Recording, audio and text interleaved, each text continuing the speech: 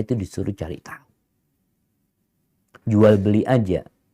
Nggak boleh tuh beli istilahnya kucing dalam karung ya. Sesuatu yang kita nggak tahu. Nggak jelas. Gimana istri? Jelas Ustadz. Apanya yang jelas? Wajahnya yang jelas. Duitnya yang jelas. Perilakunya? Wallahu a'lam. Engkau akan hidup bersama dia. Bukan hanya dengan wajah. Engkau nggak akan duduk memandangi wajah istrimu berjam-jam. Enggak. Entah ya. Apa masih ada laki-laki yang baru nikah kemudian dia ngeliatin wajah istrinya. Diliatin. Masya Allah. Masya Allah istriku. 1 jam dia liatin bininya. Nggak ada. Tapi yang ada dia akan bersama istrinya berjam-jam. 24 jam dalam sehari.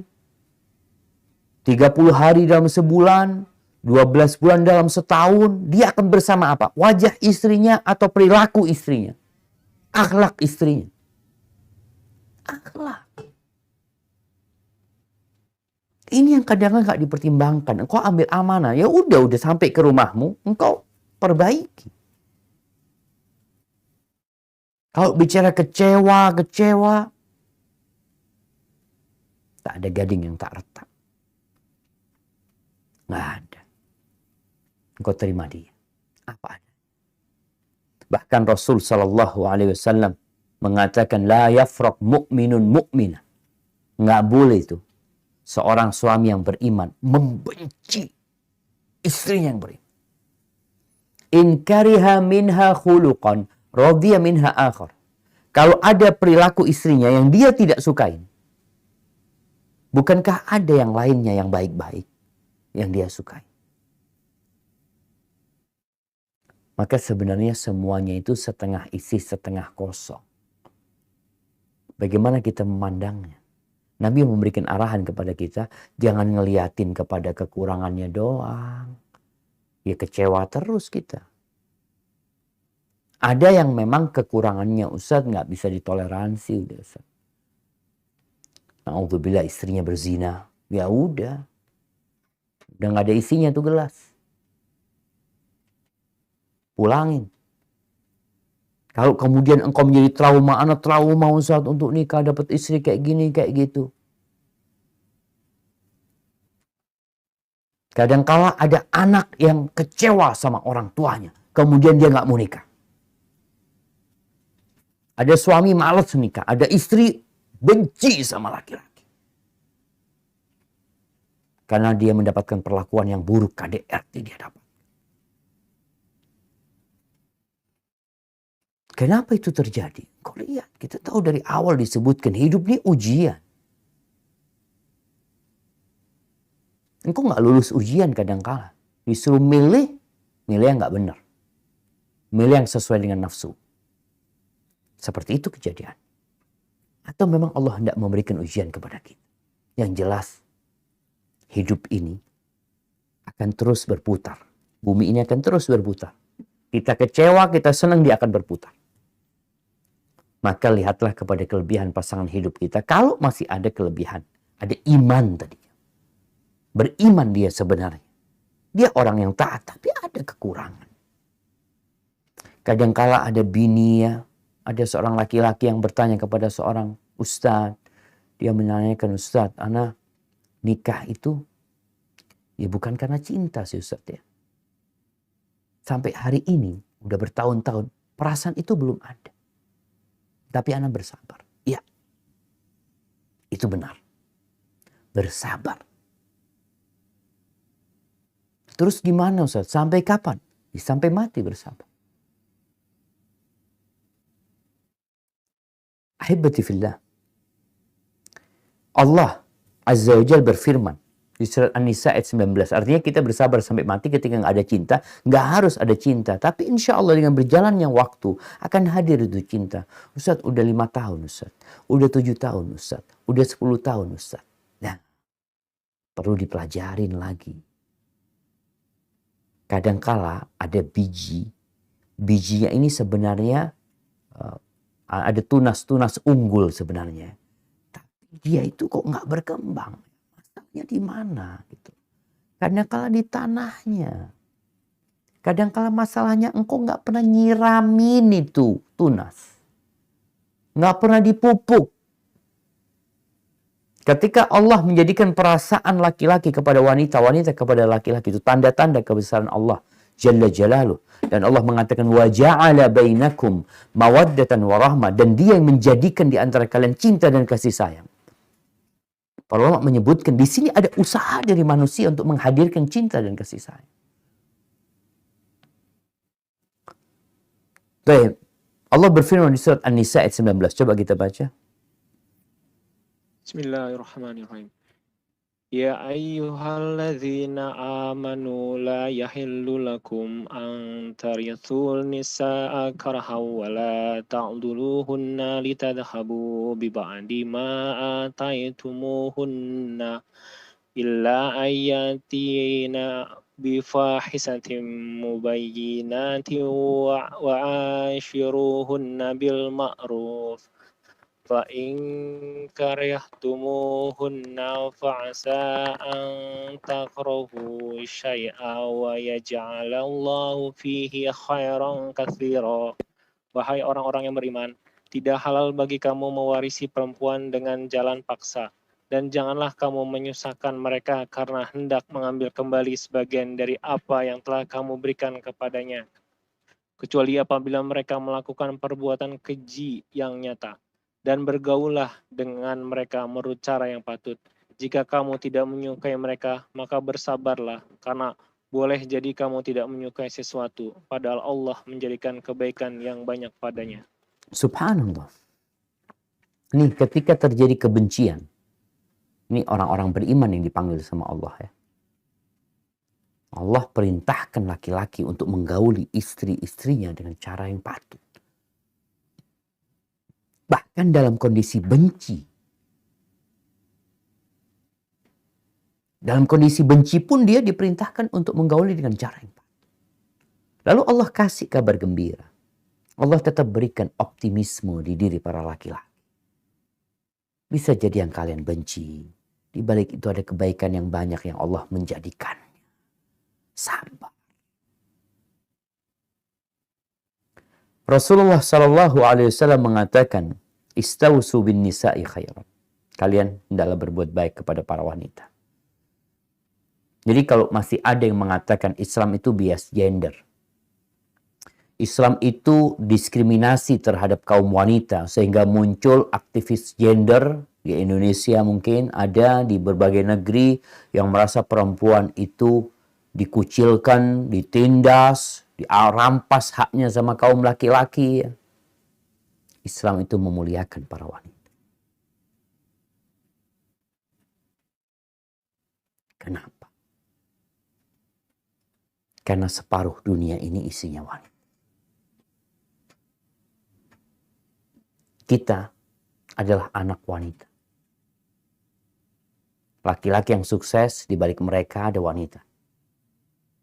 Dia nggak lahir tahu-tahu ada di sini, ya enggak. Perempuan itu pendamping hidup. Pakaian.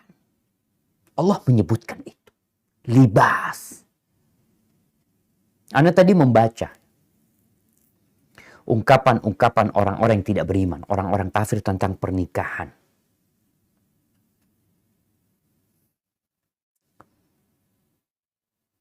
Sebagian ungkapan itu ya benar-benar menganggap miring wanita tersebut.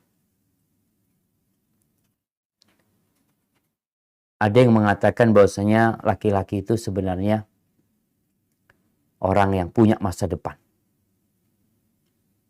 Sampai dia menikah. Ketika dia menikah hilang masa depan dia. Subhanallah. Islam nggak kayak gitu berpikir. Perempuan ini harus dimuliakan. Karena dia pendamping hidup kita. Dia ibu anak-anak kita.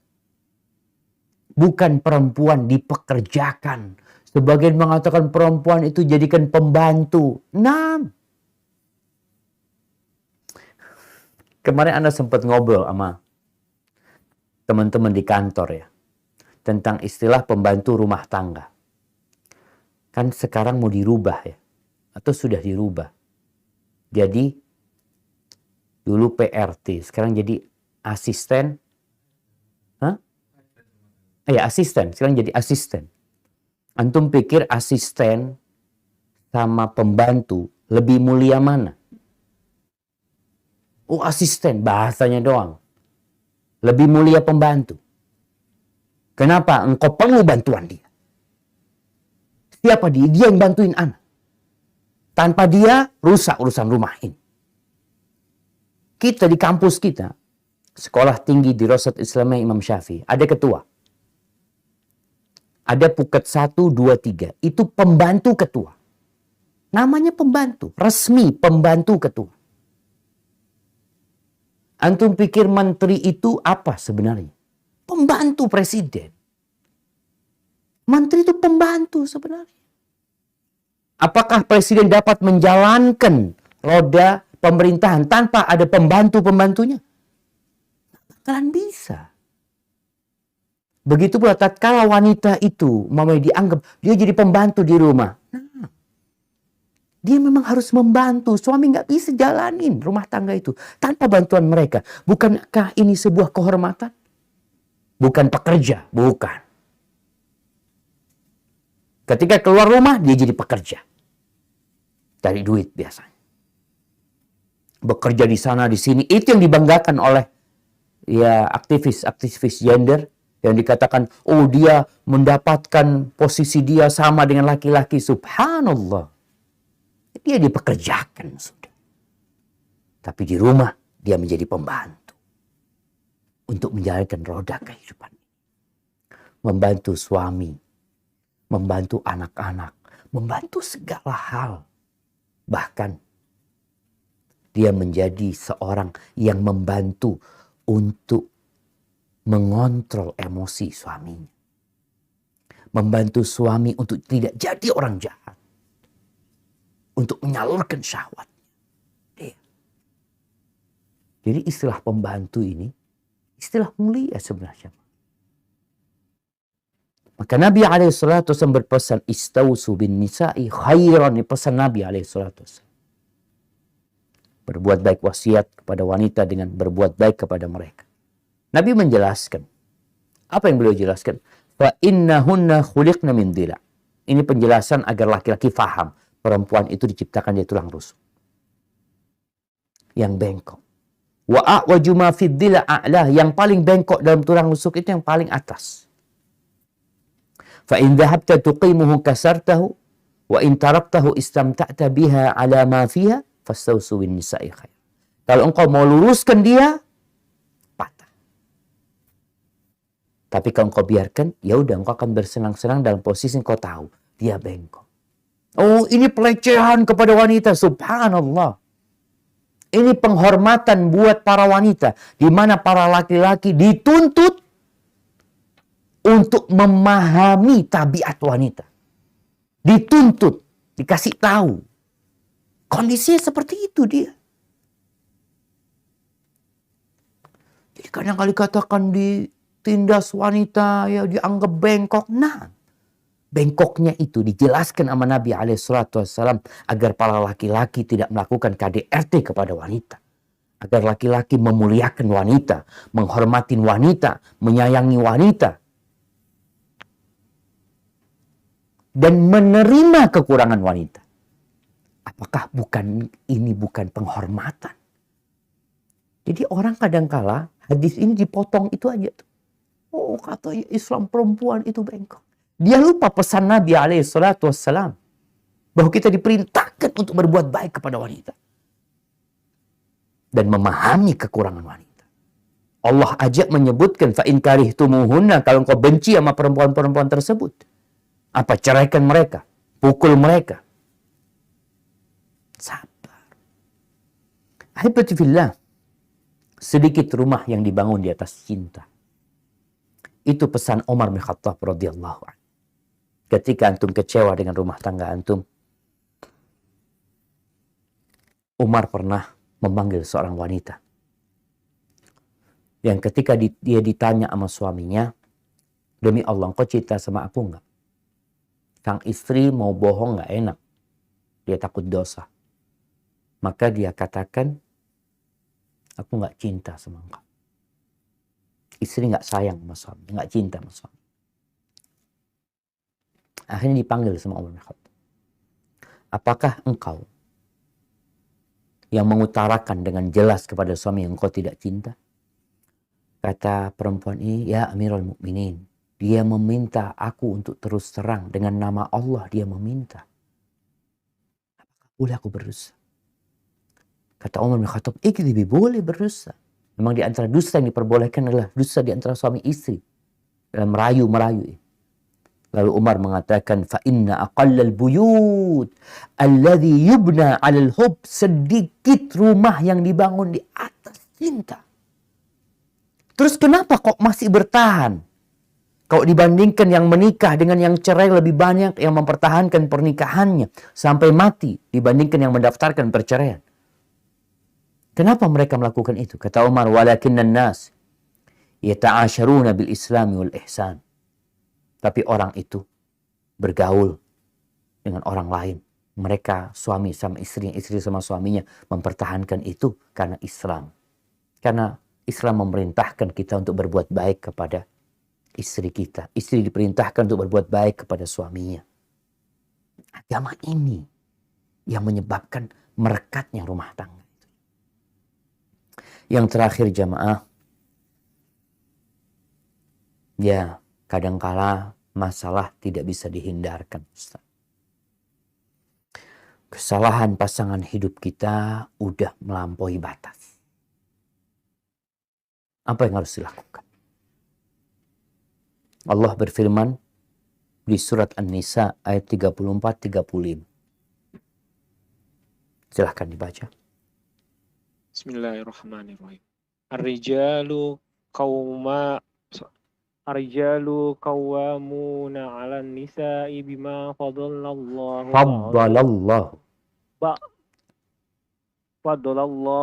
ba'dahum 'ala ba'di wa bima anfaqu min amwalihim fassalihatu qanitat hafizatun lil ghaibi bima hafizallah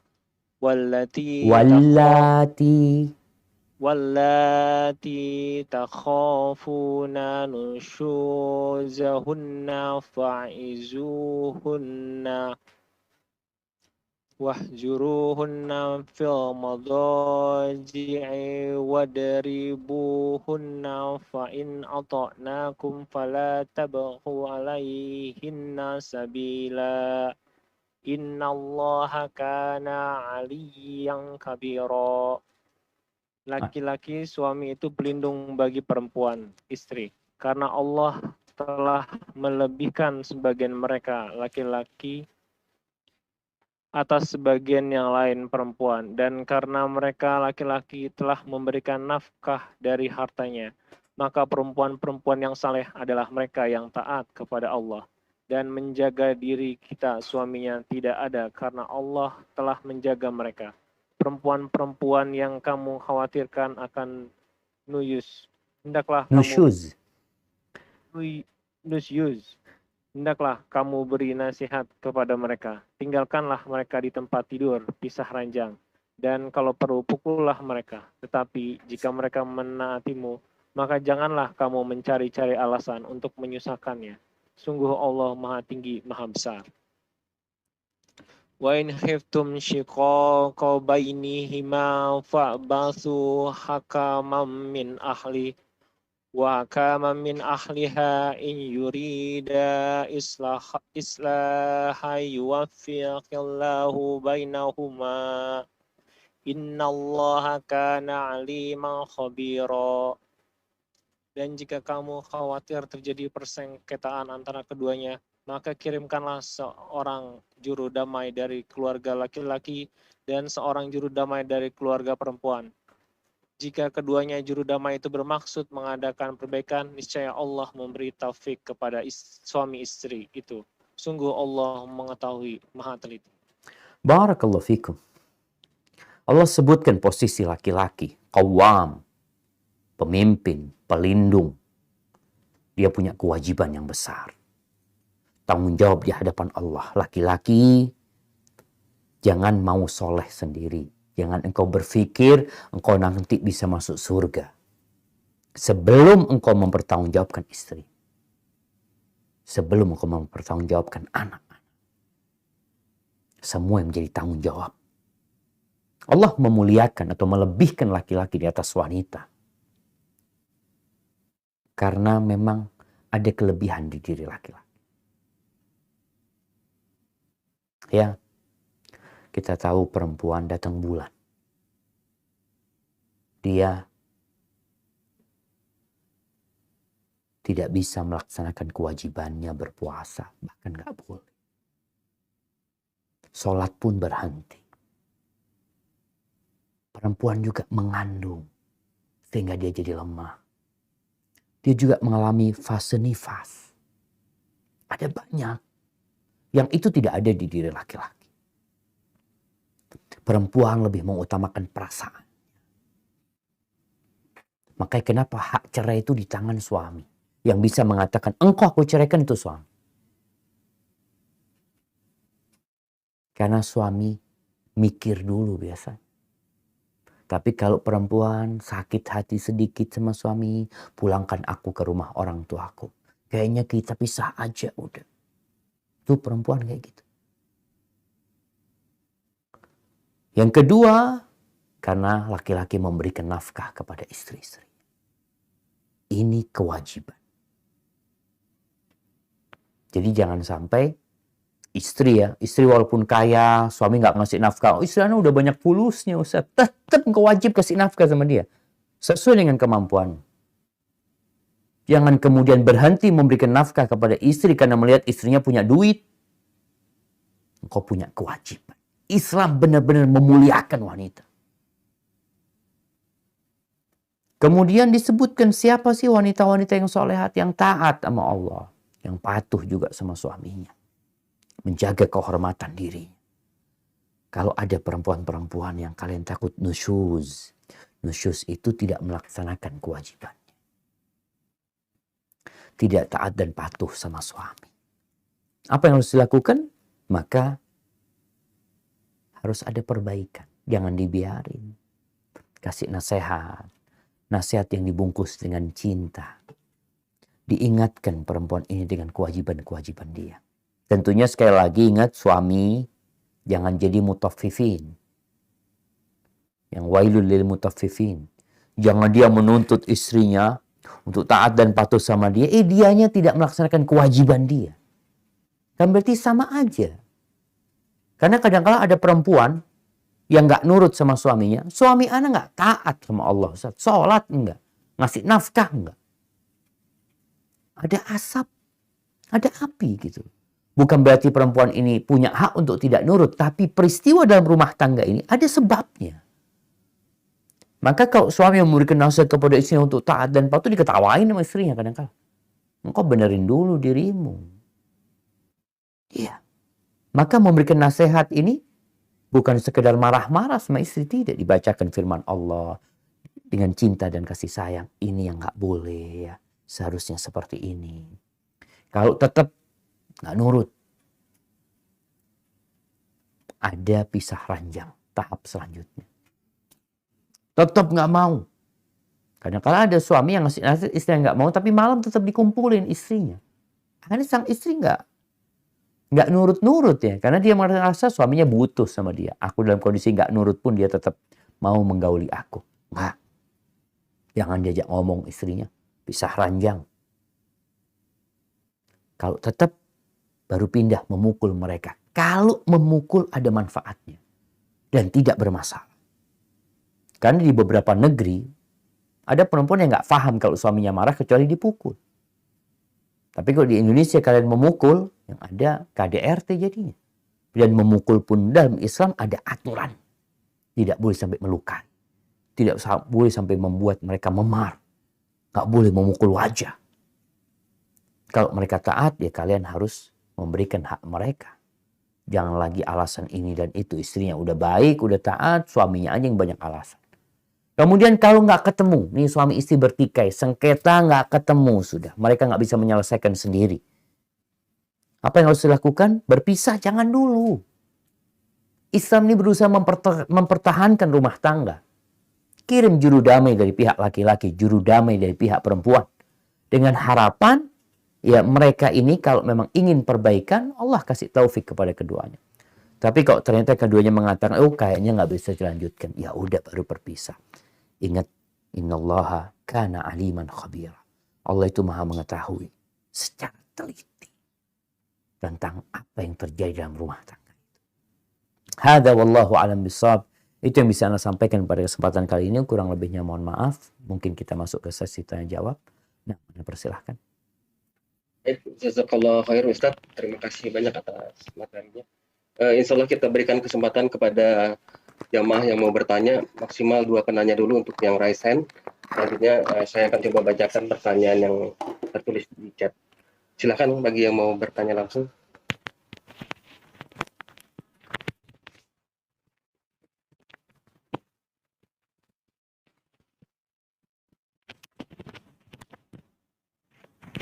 Tidak ada pertanyaan yang raise hand katanya. Kayaknya ada 6 orang yang raise hand.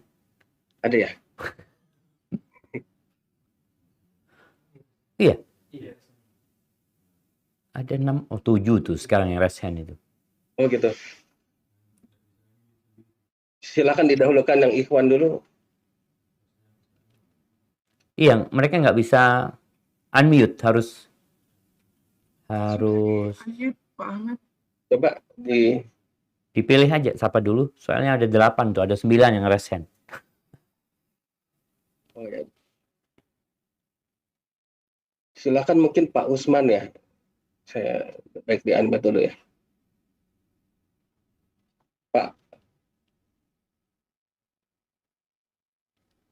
Pak Usman tadi sudah saya dipersilakan mau bertanya.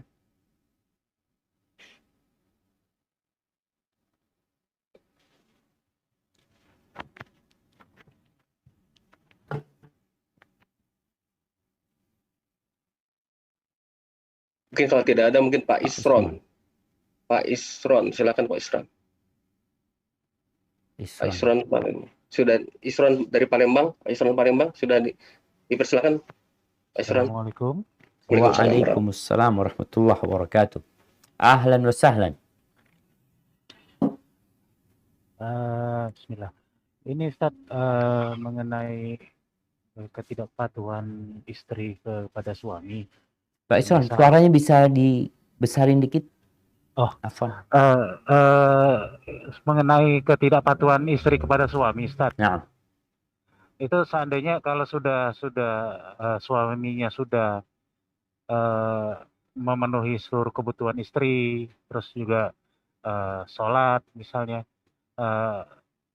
untuk suami itu menekan kepada istri itu supaya untuk patuh tuh baiknya seperti apa, Ustaz? Nah. Soalnya kalau kita itu kan harus sabar ya, katanya kalau nggak salah pernah ada dengar soal maafkan istri itu 17 kali, andai kata dia bersalah 16 kali gitu.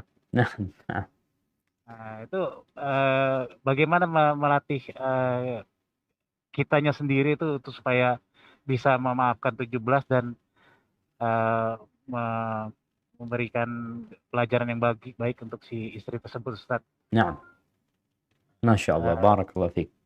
Iya. Iya, pertanyaan ini bersambung sebenarnya dengan ayat yang tadi kita baca ya. Di surah An-Nisa ayat 34 dan 35. Memang Allah menyuruh suami bersabar. Menyuruh suami memaafkan istrinya. Tapi bukan membiarkan. Kesalahan istri itu bertingkat-tingkat. Ada kesalahan yang mungkin berkaitan dengan pelayanan. Yang mungkin suami bisa sabar ya. Karena kalau dia datang, dia lapar, mau makan, sampai rumah, ternyata nasinya istri lupa memencet rice cooker. Kadang kalau terjadi, sampai rumah lihat nasinya belum matang. Nah, أنت تبغى تلعب خلاص هاي شوف موجود تفضل تلعب في الخارج.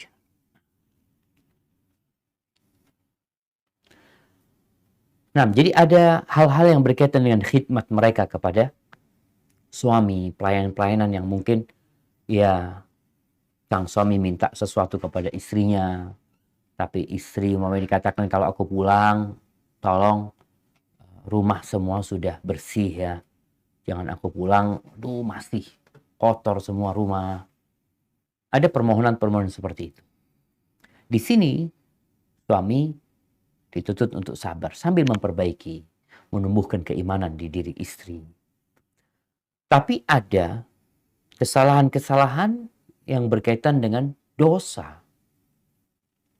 Umpamanya ada istri yang menunda-nunda sholatnya sampai mau keluar waktu sholat.